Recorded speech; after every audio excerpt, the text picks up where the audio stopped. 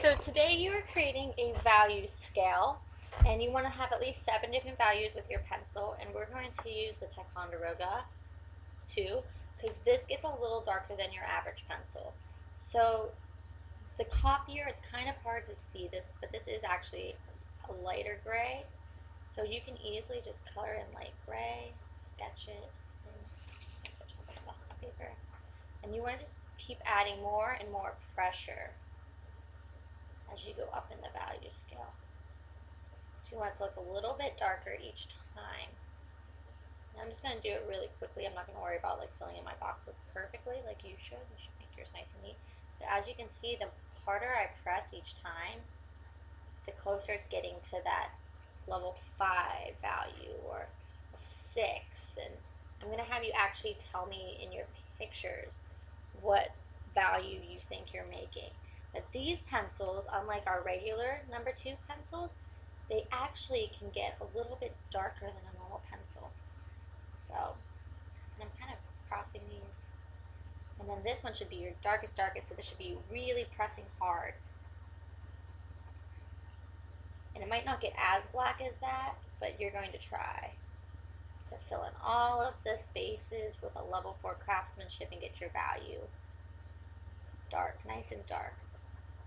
Once you complete your value scale, I'm going to pause the video, but you can raise your hand. We can start sketching our shoes, and we are going to make our shoes using these different values so that they can become a little bit more realistic, kind of like this. So sometimes you can see like, oh, here's my level 7 right there. You see the level 7? Or this looks kind of like between a 2 and a 3, and you see how sometimes it goes from light to dark, or there's some different shadows, so from light to medium to dark. So right here has about 4 different values, and that's what we're going to try to do for your actual shoe sketch. You can start with just a basic outline sketch, and then we're going to add in those values to make it look realistic, like a still life.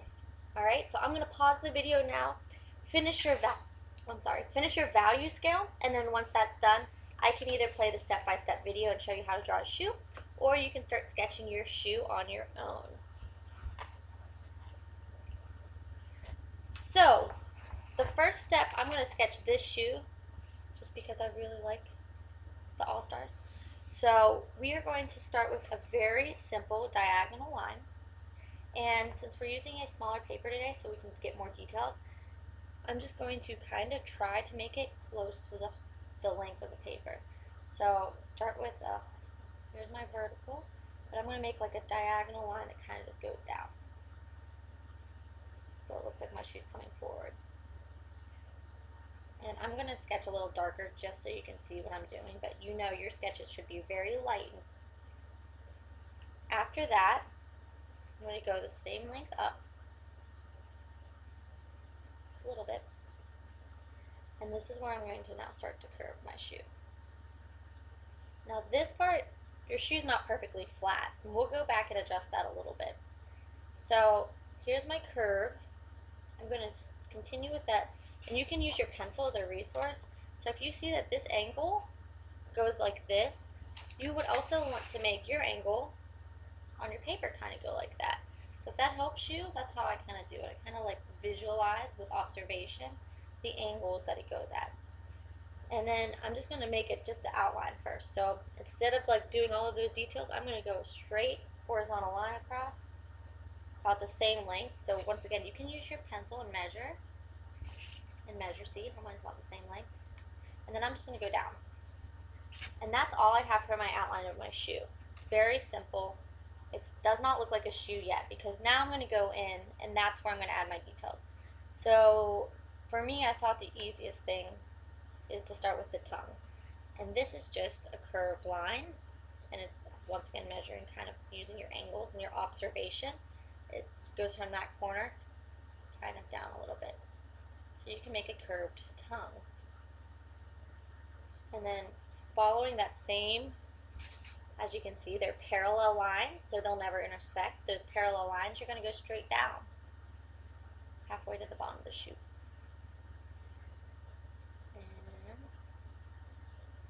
just gonna like do like a little letter L. So now we're adding some details in. Here's my tongue part. I'm not gonna do the shoelaces yet. I can kind of go down. This part doesn't just have that regular curve, it kind of curves a little bit like that. So I'm gonna erase that. And then this part also has a little bit of a curve down here. It's not just a flat part of the shoe. Another easy part, I'm going to turn my paper to the side. So you can just kind of follow this, see this, the thickness? Follow your thickness with a parallel line all the way up. And then same here. This has like a little indent, so it doesn't straight go down. It goes, that rubber part of your shoe, when you're observing it, it goes like that. Now this isn't a perfect parallel line, like I said earlier. We just made it that way because it was easier, or diagonal. It kind of goes down, and then where your arch is, it goes up a little, and then it goes down. So I use that as just a little bit of a guideline.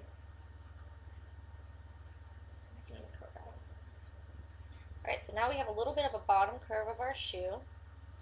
This, you can see there's stitching and all those details. That's the details we're going to add later, but there's like stitching, which is just a broken line. These lines aren't perfectly straight. They kind of curve a little bit.